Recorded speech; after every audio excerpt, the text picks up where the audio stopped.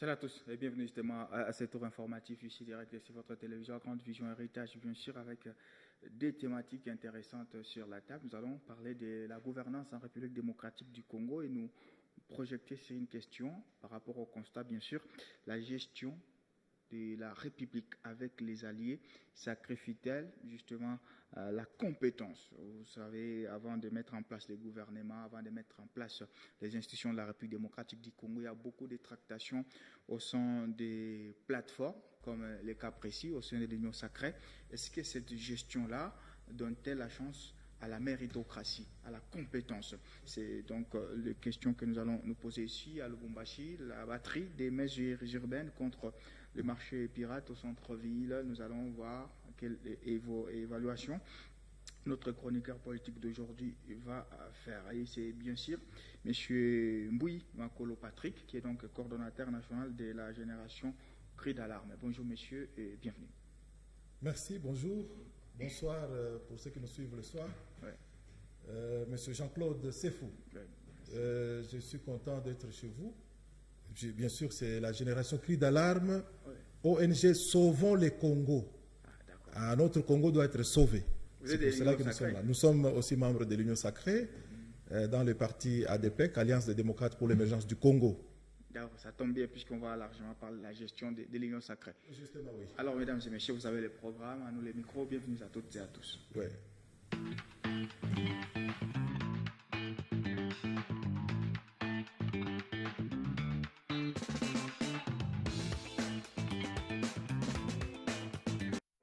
Allez, la gestion avec les alliés, ce n'est pas seulement pour les cas de l'administration actuelle, c'est par rapport à la gestion d'une manière générale en République démocratique du Congo, parce que même les précédents régimes, il y avait toujours les alliés avec la mouvance présidentielle et tout. Est-ce que cette gestion, M. Patrick Makolo, favorise-t-elle les choix de la compétence? De quelle gestion parlez-vous? Vous voulez parler de la gestion du pays, politique, administrative? Bon, la gestion du pays en général. Oui. La gestion, c'est-à-dire la commande, est aujourd'hui assurée par le chef de l'État et avec Madame Souminoa, Premier ministre. Donc, ce sont eux qui assurent la commande de la chose publique dans notre pays. Alors, au jour d'aujourd'hui, dire que cette gestion n'assure pas la compétence, j'ai voulu entendre votre question. Mais non, mais d'abord, vous allez me dire que le choix porté sur Mme Souminoa n'est pas un meilleur choix? En fait, Mme Souminoa est à la tête d'une équipe. Oui, justement, gouvernementale. Oui. Est-ce que le fait de vouloir satisfaire tout le monde? Oui. On a vu les tractations avant que le gouvernement ne naisse. Bien sûr. On a vu les tractations avant qu'on mette en place les bureaux définitifs au niveau de l'Assemblée nationale. On voit les tractations justement pour les bureaux du Sénat. Est-ce que le fait de beaucoup discuter avant de mettre en place quelque chose, cela favorise-t-il les choix de la compétence, où on met maintenant les gens par rapport à les accointances politiques? Bon, je sais ce que vous voulez que je dise parce que je connais bien vous les journalistes. Non, on n'a aucune arrière-pensée. Hein. Oui, justement, moi je sais que de cette discussion-là, jaillit la lumière. Alors c'est pour cela que le meilleur sera choisi à l'issue de ces discussions. Est-ce que le meilleur a été choisi? Parce que là, on parle du gouvernement, l'Assemblée nationale, par exemple. Est-ce qu'on a le meilleur de chaque... Alors, le meilleur dont on parle, c'est un problème aussi qu'il faut bien cerner. Parce que nous avons d'abord la représentativité des partis politiques ou les regroupements qui constituent l'union sacrée. Nous avons aussi la méritocratie, non seulement au niveau de la compétence, des études faites ou des diplômes qu'on a reçus, mais il y a aussi cette méritocratie à partir de ce qu'on a récolté comme, je peux dire, comme moisson.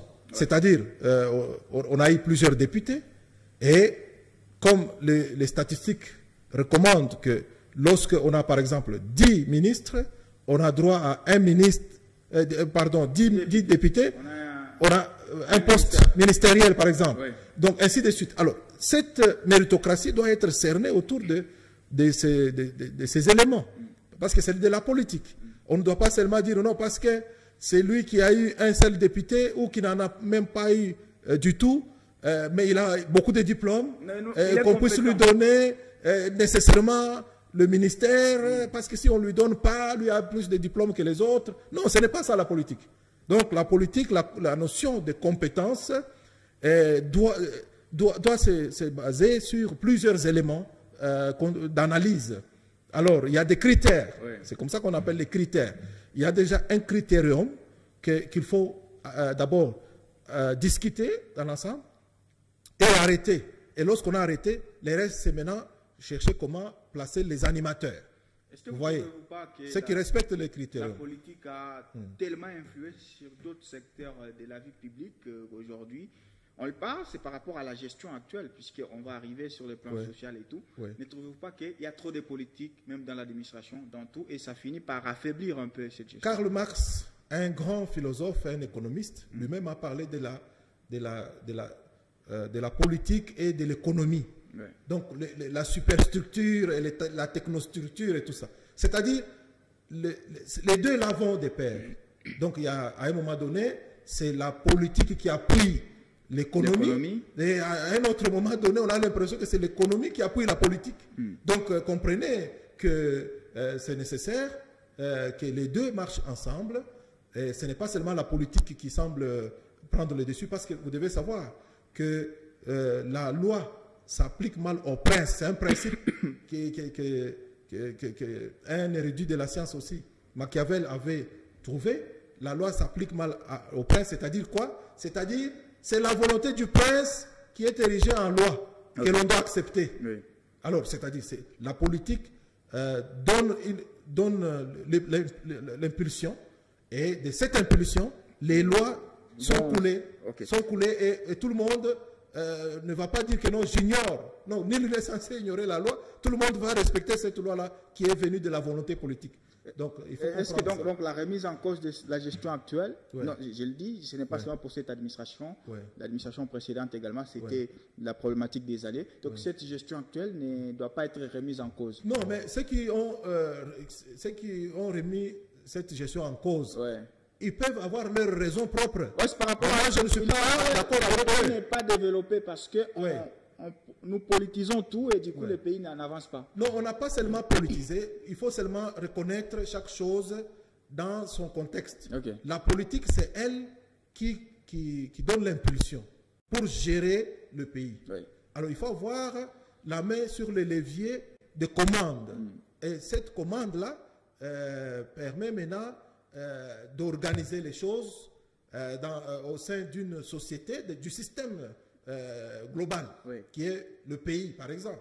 Donc, c'est-à-dire, c'est la politique qui donne le ton pour que les autres secteurs d'activité constatent maintenant un mouvement de go. C'est-à-dire, la politique donne le go pour que les choses marchent dans un système. Alors, comme vous savez, le système a des sous-systèmes qui sont liés les uns aux autres, et l'impulsion est donnée, et ça a un impact sur l'ensemble du système à travers les relations qui se passent au niveau des sous-systèmes entre eux. Alors, M. Patrick, est-ce qu'aujourd'hui, il est impossible en République démocratique du Congo de gérer seul le pays? On a fait seul au pouvoir. Il est impossible. Comment c'est si impossible? Il est impossible parce que maintenant nous sommes obligés d'être un peu civilisés, de montrer quand même que nous sommes en train de pratiquer les notions de la démocratie, de liberté d'expression. Ce sont des exigences du moment. Donc pour cette période, il n'y a plus personne qui peut venir. C'est pas dans la dictature. Est-ce que c'est impossible à un individu de gagner seul les élections à la présidence et d'avoir une majorité au niveau des assemblées? Bon, je ne peux pas dire impossible pendant que nous sommes encore vivants, parce que ça peut arriver, mais je sais que ce n'est pas facile. Au jour d'aujourd'hui, avec la multiplicité des tribus, des clans, et d'opinions et tout, Alors, et voir aussi l'immensité du pays, ce n'est pas facile de gagner seul, hein, parce que là, il faut arriver à ressusciter quelqu'un comme Lumumba, comme Tshisekedi, Wamulumba, hein, par exemple, pour gagner seul. Parce qu'il pouvait donner un ton, il dit demain il n'y a pas de marché, et tout le monde reste à la maison. Donc, journée fériée. Mais on n'a plus des gens comme ça qui ont vraiment ce charisme-là de voir tout le monde fédéré autour de lui. Hein, ce n'est pas facile. Mais je sais quand même qu'avec le chef de l'État, tout est parti de... parce qu'il ne faut pas oublier l'histoire, hein, d'où on est venu. Tout est parti du mariage FCC Cash, parce que ce n'était pas facile. Que même d'abord, Kabila, même Kabila le père, par exemple, celui qui a remplacé Mobutu, c'est Seko qui était en mesure de donner le ton, et tout le monde devait être derrière lui. Vous voyez, j'ai cité Mobutu, j'ai cité Lumumba, j'ai cité Tshisekedi. Ce sont des perles rares qu'on ne peut pas rencontrer tous les jours, hein, alors qu'ils naissent pas à tout moment. Donc, ce sont des gens exceptionnels. Alors, mais ça peut arriver qu'un jour, qu'on puisse trouver aussi quelqu'un, un Mandela par exemple, qui peut encore dire, voilà, tout le monde derrière moi et tout le monde est derrière. Mais ici, vous voyez, quand on est parti de FCC Cash, le mariage là, c'est disloqué, et puis il fallait maintenant créer, le chef de l'État créer l'Union sacrée. L'Union sacrée, où tous les vautours, même ceux qui étaient de l'autre côté, sont venus, bon, parce que c'est une affaire de la nation. De la nation, c'était ouvert à tout le monde. Alors il fallait que tous les Congolais, tous les citoyens se retrouvent pour marcher ensemble. Mais malgré ça, malgré son ouverture, il y a toujours les Nangas qui ont choisi leur chemin, et les autres, même certains de vos confrères journalistes qui sont devenus des membres influents. Non, à partir de ce moment-là, ils ont cessé d'être journalistes. Justement, mais ils ont cessé d'être journalistes. Par exemple, certains membres du PPRD, tout ça qui était là, des leaders des jeunes, des présidents de la jeunesse, voilà, ils sont devenus dans un autre cas. Donc, vous voyez, c'est difficile, c'est vraiment difficile de mettre tout le monde sur la même alors, la presse, c'est le quatrième pouvoir, il ne faut pas l'oublier. On l'exerce avec les micros ou la pliment, pas avec une arme. C'est lui qui a choisi l'arme, a cessé d'être journaliste. Alors, M. Patrick, l'Union sacrée qui gère le pays, est-ce que pensez-vous qu'aujourd'hui, l'Union sacrée met-elle la RDC dans la bonne direction? Bon, en tout cas, les intentions sont très bonnes. Les efforts fournis sont vraiment visibles et encourageants. Mais les résultats sur terrain n'ont pas encore atteint la satisfaction. Donc, de tout le monde. Parce que vous savez, il y en a qui sont déjà satisfaits à 10%, d'autres à 20%, et ainsi de suite. Et quelqu'un d'autre peut même vous scandaliser pour dire, mais non, au vu de ce que moi j'ai comme expérience, on est déjà satisfait même à 60%. Donc, ça peut arriver, c'est au nom de la démocratie, c'est très difficile alors, il y a quand même d'avoir une adhésion unanime. Voilà, c'est ça, c'est une ambiance normale. Il y a quand même une certaine opinion, surtout de l'opposition, qui reproche quand même une certaine misère sur les plans socio-économiques. Est-ce que c'est un discours audible selon vous? Oui, c'est vrai, parce que c'est pas pour rien que nous, au niveau de la génération cri d'alarme, ONG Sauvons le Congo, nous nous sommes mis debout pour que tout le monde soit regardant sur les affaires de notre pays. On ne doit plus laisser ça entre les mains d'un clic ou d'une petite équipe. Donc, l'affaire de notre pays nous concerne tous. Alors, tout le monde doit donner sa contribution. C'est pour cela que nous nous sommes mis debout aujourd'hui. Nous demandons à tous les jeunes d'être regardants sur ce qui se passe dans notre pays, parce que ça nous concerne, c'est pour notre intérêt, c'est pour notre avenir, nous tous. Alors, c'est vrai, la misère est là, mais on ne peut pas dire que c'est ce gouvernement qui a créé cette misère. Cette misère était là. Mais elle doit quand même finir, cette misère. Cette misère arrivera à finir. Mais je sais que finir une misère, c'est trop fort. Mais on peut arriver quand même à la surmonter. À surmonter quand même cette misère. Parce que j'ai été même dans d'autres pays où on dit des pays riches, des pays développés. Mais j'ai trouvé encore des gens en train de me demander un peu d'argent. Donc, les Saïdiens, c'est partout. Il y a partout. Les gens qui passent nuit dehors, tout ça, les sans-papiers, consorts. J'ai dit, oh, alors, le monde, c'est vraiment le monde, ce n'est pas le ciel. Donc, voilà, alors, le paradis doit être seulement céleste et non alors, terrestre. maintenant, est-ce que vous avez parlé des intentions qui sont bonnes? Oui. Pensez-vous, le gouvernement a été mis en place, on attend le bilan des 100 jours et tout. Oui. Il y a des signaux positifs? Oui, il y a des signaux positifs parce qu'avec les décisions, les grandes décisions.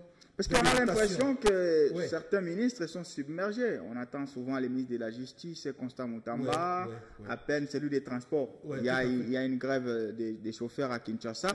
Mais on a l'impression que l'ensemble de l'équipe est un peu submergée. On ne sait pas. Bon, vous savez, il y a un adage qui dit « Votre attitude présage votre altitude ». Donc c'est ça. Ça dépend de l'attitude de chaque ministre. Moutamba, je connais, c'est un garçon bouillonnant. Bon, aujourd'hui, il est excellent, excusez-moi. Mais voilà, donc, c'est un garçon bouillonnant de nature, et c'est quelqu'un qui aime affronter, parler, exprimer ses pensées ouvertement. Donc, quand on lui a donné cette scène politique, donc voilà, Dieu merci, il ne peut qu'être étincelant.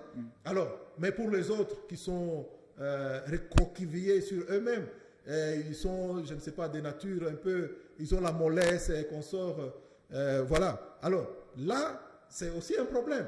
Donc, parce qu'il y a des gens qui sont là, vous avez parlé de la compétence, qui n'ont pas exactement la compétence requise. Vous voyez, on peut tous être des ministres, on peut tous être des licenciés, même on peut tous être des juristes, mais vous verrez que certains juristes semblent un peu émerger par rapport à d'autres. Donc, on ne va pas demander à tous les ministres d'être Moutamba ou d'être, je ne sais pas, celui de la presse, le porte-parole. Patrick Mouyaya, non, on ne va pas demander à tout le monde d'être comme ça.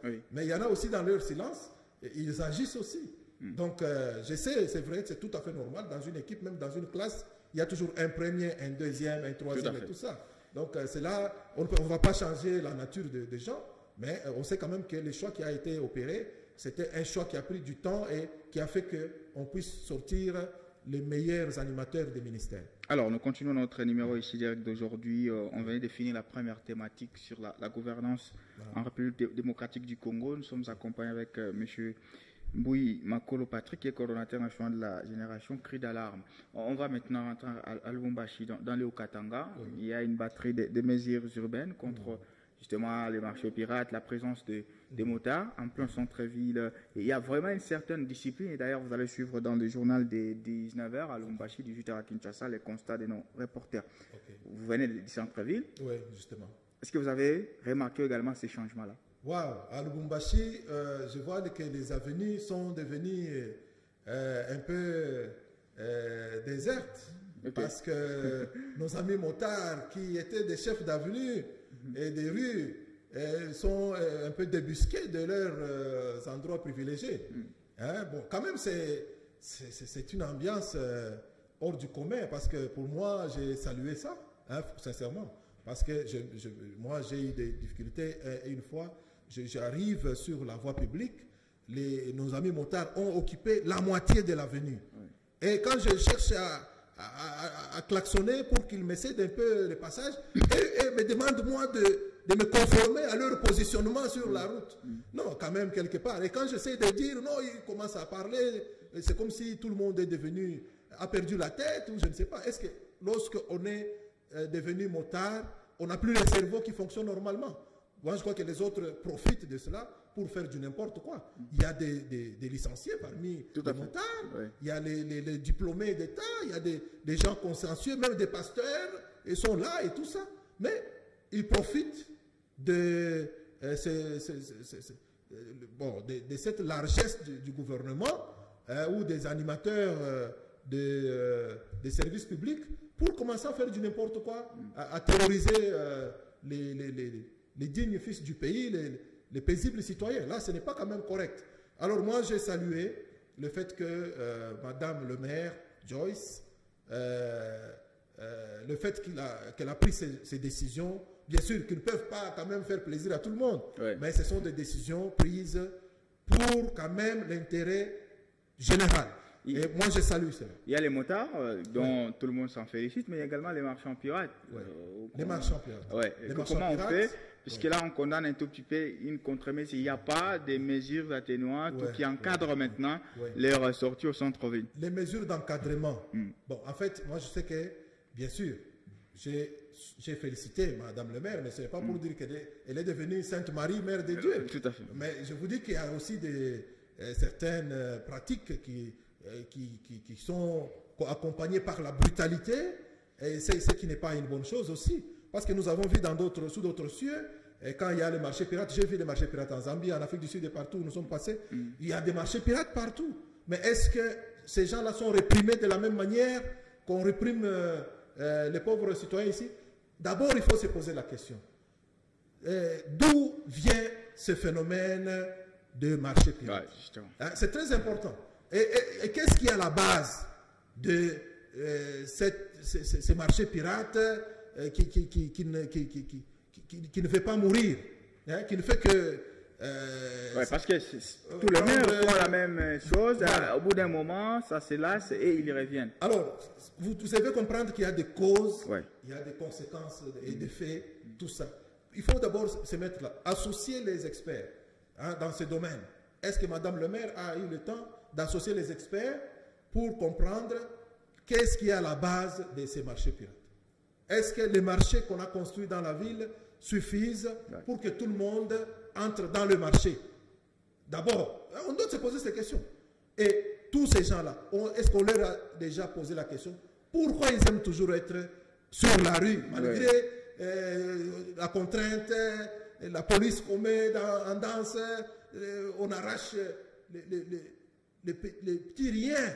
Non, quand même, moi je pense qu'il ne faudrait pas que les marchés pirates puissent encore créer une bombe à retardement. Oui. Hein? Parce que, vous savez, le peuple souffre, c'est vrai. Vous avez parlé de la misère tout à l'heure. Je vous donne raison. Mais il faut aussi savoir comment on va... on ne va pas terminer la misère, mais comment on va diminuer. Comment on va diminuer la teneur de cette misère. Parce qu'il y a d'autres qui dénoncent maintenant la tracasserie. Par exemple, si vous trouvez... effectivement, donc ça veut dire aujourd'hui, vous êtes des partis politiques, vous êtes des politiques. Est-ce que vous avez des mesures à proposer au niveau de la mairie pour vraiment encadrer toute cette batterie-là afin que la vie sociale reprenne, la paix sociale? J'ai d'abord félicité Madame le maire pour ce qui concerne les motards. Lorsque vous passez sur les endroits non prévus, justement. on arrache d'abord la moto 10 jours, ça c'est quand même bien. Et aussi, pour récupérer votre moto, vous devez payer quelque chose. Voilà. Bon, l'État aussi trouve quand même des sources d'entrée. Bon, c'est bon pour l'autonomisation de la mairie et tout ça. La mairie trouve quand même les frais de fonctionnement et tout ça. Mais pour ce qui concerne les marchés, je vois comment on prend les oranges, on piétine par les polices, par les agents de police, comment on prend les bananes, on jette, on détruit, on casse, je ne sais pas, un peu, la balance là. Quelqu'un cherche avec balance, lorsque tu montes là-bas pour peser ton poids, c'est combien, on prend ça, on casse, tout ça. Non, je trouve qu'il y a un peu de l'exagération dans la brutalité.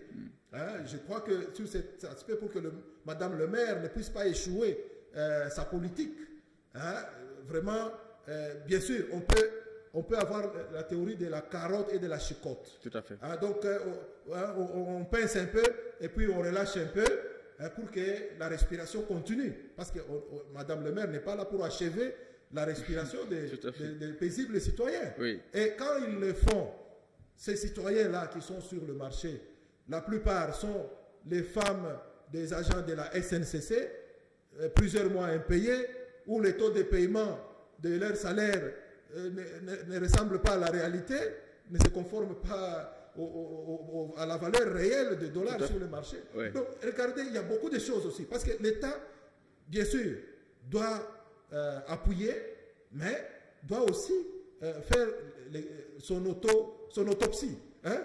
Doit aussi faire l'introspection. Est-ce que l'État est vraiment au standing de faire bien son travail sur tous les aspects des choses? Hein? Parce qu'il ne faut pas seulement condamner le pauvre Motards et tout, oui. Non, Oui. trouver... Parce que c'est leur Ah, argumentaire. Les oui. motards, ils disent, c'est Oui. là qu'on trouve aussi pour Le payer gagne-pain, la maison, tout ça. les enfants Oui. à l'école, Oui. surtout avec la période Justement. qui précède donc la Oui. rentrée scolaire. Ils Justement. ont quand même ce contre-argument-là et Oui. l'État doit quand même se prendre en charge. L'État doit se prendre en charge, c'est vrai. J'ai quand même dit que pour les motards, il y avait quand même de l'exagération. Ouais, c'est ça. Ça, Mais c'est- ici, je parle de pauvres citoyens, pauvres mamans, Ouais. les enfants qui sont en train de préparer la rentrée scolaire à travers les saints glaces, à travers les jus qu'ils vendent, les bananes, un peu de, je ne sais pas, d'orange qu'on vend, tout ça. Et même les habits, des petites choses là, mais on prend, on jette, on casse, on détruit et tout ça. Non, moi je pense qu'il faut, un moment, on a fait ça, après un moment, on récupère un peu ces gens, on leur montre un autre endroit où ils peuvent quand même rester, on essaye de les organiser, hein, on prévoit même des petites taxes, une organisation là et tout ça. Moi je crois qu'avec ça, on va diminuer sensiblement cet aspect. Ce n'est pas en détruisant, Oui. en cassant même des bivettes, je vois on casse les petits kiosques, les gens se En tout débrouillent cas, ouais, là-bas. tout au long de la route, on est en train de dégager. Voilà, bien sûr, c'est vrai, c'est bon. Mais la cause, c'est quoi? Qu'est-ce qui cause tout ça?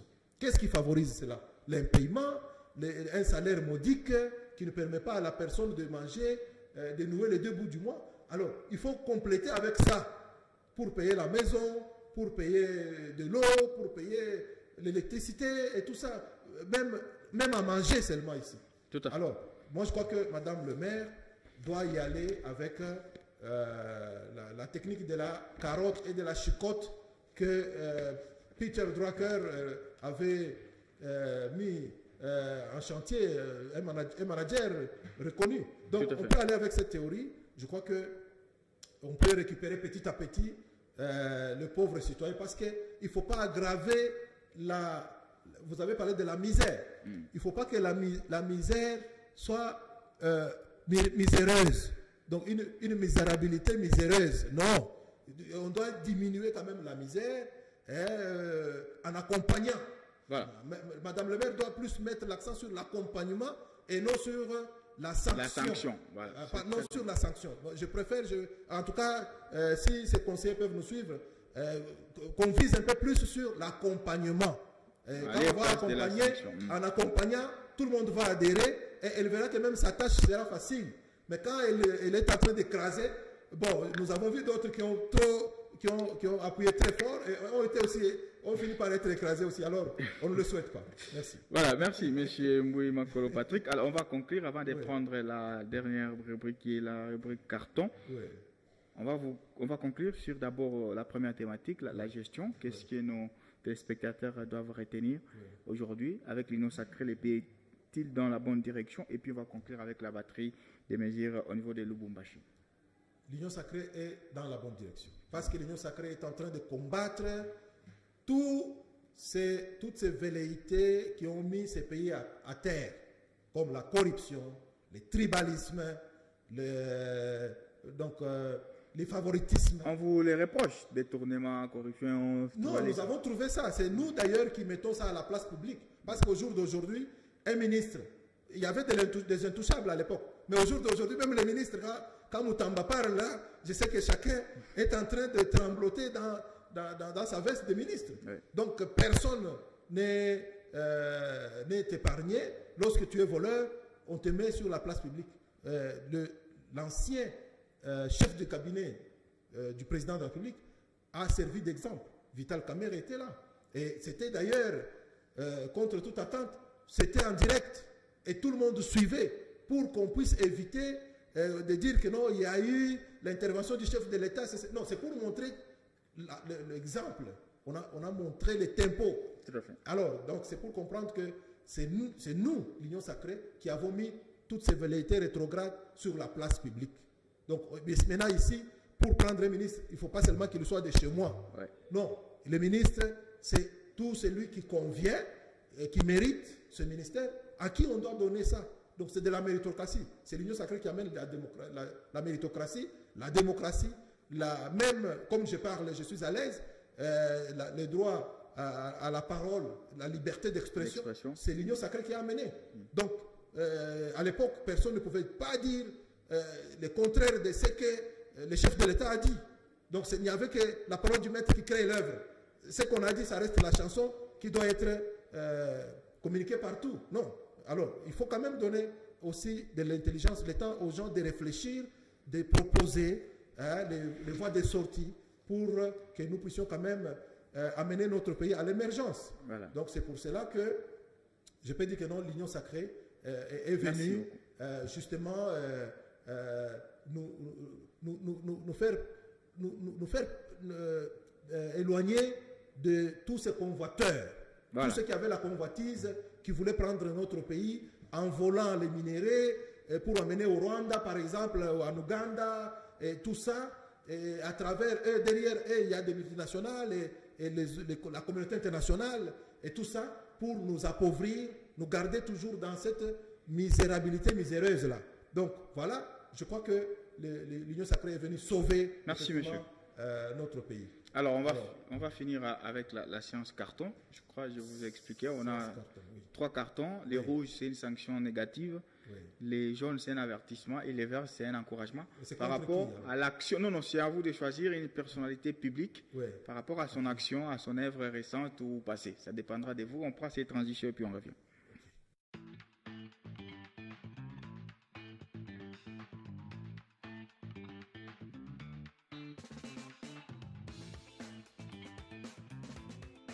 Voilà. Non, vous choisissez une personnalité, elle peut être locale, nationale ou internationale. Vous êtes un peu comme l'arbitre. Carton rouge. Allez, je donne à Nanga, Corneille. Ah, carton rouge. Carton rouge. Pourquoi? Parce qu'on doit l'arrêter. Oui, mais parce qu'on doit l'arrêter. Il a fait quoi? Maintenant, il est condamné. Il est condamné par la justice congolaise. D'accord.